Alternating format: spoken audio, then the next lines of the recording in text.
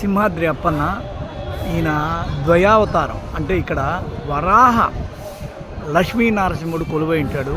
ఈయన చందనముతో ఇక్కడ కప్పబడి ఉంటాడు.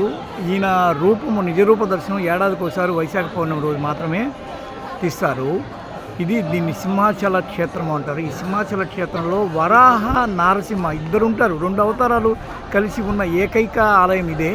ఈ 2 అవతారాల్లో వరాహస్వామిని నమ్ముకుంటే ఆయన భూమిని రక్షించిన వాడు కాబట్టి, భూదేవిని పెళ్ళాడిన వాడు కాబట్టి, భూదేవికి సంబంధించి ఇక్కడ ఏదైనా లావాదేవీలు కొనుగోళ్ళు ఇవన్నీ కలిసి వరాహస్వామిని ఎక్కువ కొలిస్తే మనకి పనులు అవుతాయి అన్నమాట. ఇక నారసింహస్వామి అంటే ఆయురారోగ్య వృద్ధి, శత్రు జయం అనేది లక్ష్మీ నరసింహస్వామి మాత్రమే ఇవ్వగలడు. ప్రహ్లాదుడు భక్తవరదుడు.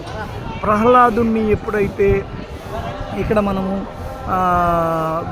ప్రేమించి లారించి మనకి వరాలు ఇస్తాడు ప్రహ్లాదుడికి, అలా మనకి వరాలు ఇస్తాడు. ఆ తర్వాత ఇక్కడ ఉన్న కప్పస్తంభం కూడా చాలా ప్రసిద్ధి. ఈ కప్పస్తంభాన్ని కౌగులించుకొని మీ కోరికలు కోరుకుంటే అవి తీరిపోతాయనే ప్రసిద్ధి ఉంది. సంతాన ప్రాప్తి, విద్య, ఉద్యోగ, వ్యావహారిక ప్రాప్తి లభించాలంటే ఇక్కడ కప్పస్తంభాన్ని మనము కొలవాల్సి ఉంటుంది.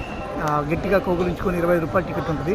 కౌగులించుకొని కోరుకుని ఆ తర్వాత మళ్ళీ తిరిగి దేవుణ్ణి కోరుకుంటే అవన్నీ తీరిపోతాయి. అది లక్ష్మీ, వరాహ, నారసింహ, సింహాద్రి అప్పన్న అంటారు. ఈయన అప్పలరాజు, అప్పన్న, అప్పలనాయుడు ఇలాంటి పేర్లన్నీ, సింహాద్రి, సింహాచలం ఇలాంటి పేర్లన్నీ ఈయన ద్వారా వచ్చినవే స్థానికంగా ఉత్తరాంధ్రలో. ఇది విశాఖ 16 కిలోమీటర్ల దూరంలో ఉంటుంది ఈ ఆలయం.